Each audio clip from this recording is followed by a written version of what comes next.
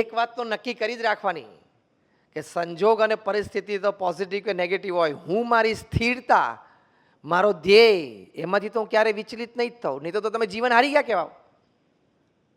તો આ છે સંજોગ અને પરિસ્થિતિ પ્રત્યેનો અભિગમ. સંજોગ અને પરિસ્થિતિ પ્રત્યેનો અભિગમ. એક હસતા હસતા એક દ્રષ્ટાંત આપું તમને. એકવાર એક baby mosquito was on it's maiden flight.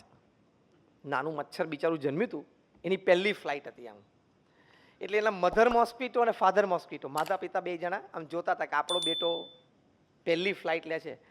જેમ પહેલી વાર બાળક આમ 4 પગે ચાલતા શીખે તો માતા પિતાને આનંદ હોય ને એને જોવાનો, અને 2 પગે ચાલવાનું દોડવાનું શીખે તો માતા પિતાને આનંદ હોય કે એ દોડે છે. એટલે માતા પિતા બેબી મોસ્કીટોને જોતા હતા કે on it's maiden flight the mother, એમાં મધર બધા ઉત્સાહી હોય, વધારે એમ આનંદ હોય કે મારો બાળક ચાલતા શીખ્યો, દોડતા શીખ્યો. એટલે માતા પિતા બંને આમ જોતા હતા, અને પેલું બેબી મોસ્કીટો આમ ગોળ ફરીને રૂમમાંથી પાછું આવ્યું, પાછું માતા પિતા પાસે બેઠું. એટલે એની માતાએ હરખભેર પૂછ્યું કે how was your flight, how was your flight, એમ કેવું લાગ્યું તમને? તો પેલી બેબી મોસ્કીટો કે mom, wherever I went, everybody were clapping for me.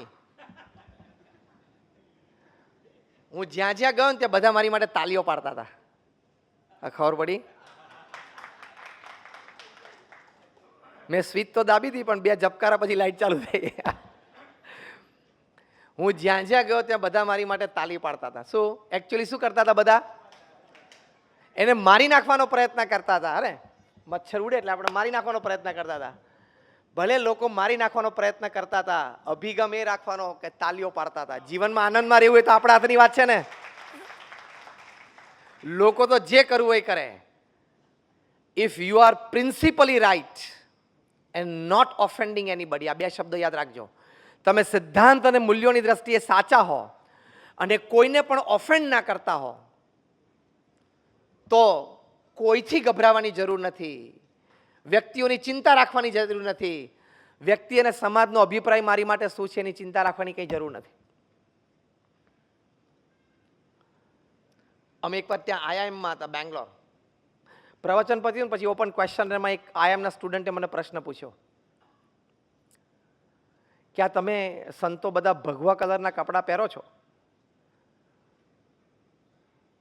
તો હુ ડિસાઇડેડ ધીસ કલર અને એની અધર કલર દેન ધીસ એક્સેપ્ટેબલ? એટલે મેં એને પ્રશ્ન પૂછ્યો કે if you R given the choice which colour you decide? તો એ મૂંઝવણમાં આવી ગયો. તને ચોઇસ આપીએ કે આના બદલે તું બીજો કલર સિલેક્ટ તો કર, પણ એની પાસે તારું રીઝન હોવું જોઈએ. આ તો ઋષિ મુનિઓ સિલેક્ટ કરે છે ફાયરનો કલર છે, કે એકવાર સાધુ થાય એટલે સંસાર બળી ગયો, જગત બળી ગયું, એટલે ફાયરનો કલર છે. There is a reason behind it. તો કે I don't have a reason.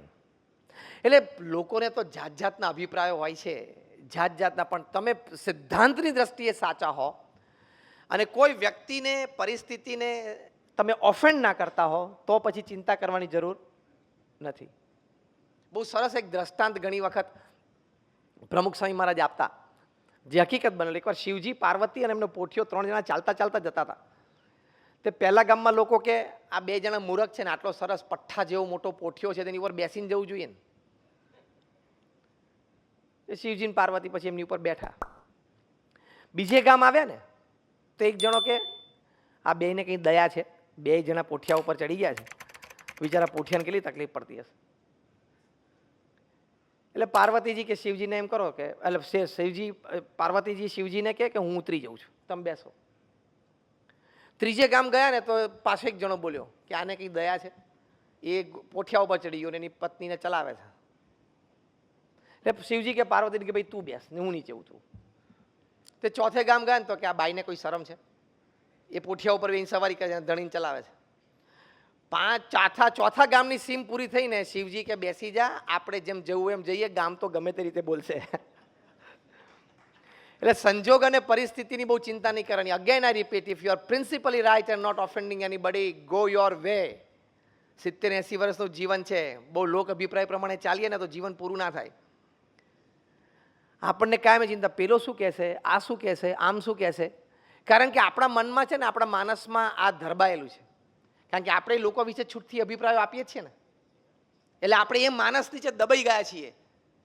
આપણે માણસ વિશે દબાઈ ગયા કે લોકો મારા વિશે પણ છૂટથી અભિપ્રાય આપે છે અને અભિપ્રાય નીચે આપણે દબાઈ જઈએ. 40 વર્ષની મિત્રતા ખાલી કોઈ ત્રીજી વ્યક્તિ આવીને એટલું કે તને ખબર છે. અને ગુજરાતી ભાષામાં સૌથી ભયંકર શબ્દ શું છે ખબર છે?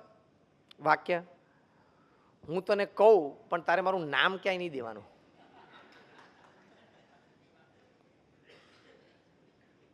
એટલે પેલું કે નહીં દઉં બસ નામ. એટલે કે નીતિનભાઈ તમને ખબર છે ભાગ્યેશભાઈ તમારા વિશે આવું બોલતા હતા. તમે કહો હે જો મારું નામ ના દઈશ તો હું તને કહું. અને આપણા મનમાં શંકા કુશંકા 30, 40 વર્ષની મિત્રતા શંકામાં પરિવર્તિત થઈ જાય.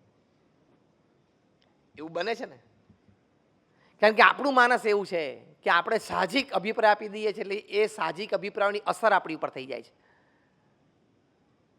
વર્લ્ડ કપ સેમિફાઇનલમાં ભારત ન્યુઝીલેન્ડ સામે હાર્યું.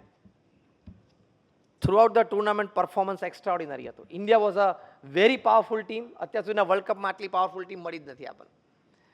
અને આમ destined to win the world cup. પણ સેમિફાઇનલમાં ન્યુઝીલેન્ડ સામે હારી ગયા. બોલો, હારી ગયા પછી આપણા બધા પાસે 5 સજેશન હતા કે આમ કર્યું હોત ને સારું હતું.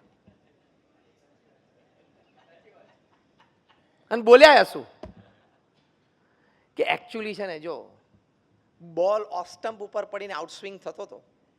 વિરાટ Kohli outside the off stump જઈને બેટ ફ્લેશ કરવાની જરૂર શું હતી? હવે ફ્રોમ ધ બોડી રમે એટલે કટ લઈને પાછળ જતો જ રહે, સ્લીપમાં પકડાઈ જ જાય. રમતા જ નથી આવડતું. લે, તો હવે 3 વર્ષ પછી પાછો વર્લ્ડ કપ આવે ત્યારે તને મોકલશું, બીજું શું.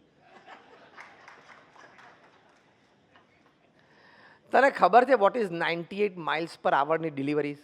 ત્યાં 95 થી 98 માઇલ પર આવરની ડિલિવરીઝ પડતી હોય. તારી જિંદગીમાં તે એ સ્પીડનો બોલ ફેસ નથી કર્યો. અને ટપ્પી પડી 2 ફૂટ કટ થાય બે બાજુ.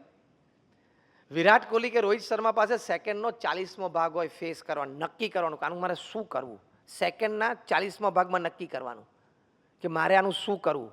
અને one mistake and is gone. તારી જેમ છે, જો ને કાલ 10 વાગે જોઈએ પછી. એટલે એવું ના હોય બગાસું ખાતો ખાતો કે કાલ 10 વાગે તો આનું ઓફિસમાં પછી જોઈએ છે, તો પતી ગયો કાર્યક્રમ. અને એવું ના હોય.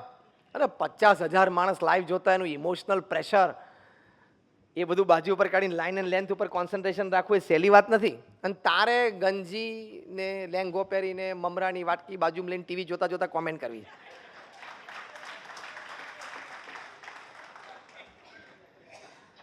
એટલે જે આપણું ક્ષેત્ર ના હોય ને એમાં દોઢ ડાયાપણું મૂકી દઈએ ને, એ સંજોગ અને પરિસ્થિતિને ટેકલ કરવાનો મોટો અભિગમ છે. પણ every Indian is a philosopher. એને એમ થાય બધું મને ખબર પડે. બોલો, આ તો ઠીક છે નરેન્દ્રભાઈ અત્યારે હાજર નથી, પણ અહીંયા સજેશન પૂછે ને તો આપણા બધા પાસે 10 સજેશન છે. તારી ઓફિસ હરખી નથી ચાલતી, તું એ ચલાવ. એ આખો દેશ ચલાવે છે. તારા ઘરના 5 માણસ તારા કંટ્રોલમાં નથી અને આખી બ્યુરોક્રેસીને કંટ્રોલ કરે છે. એટલે એવી વાત છે આ સંજોગ અને પરિસ્થિતિ.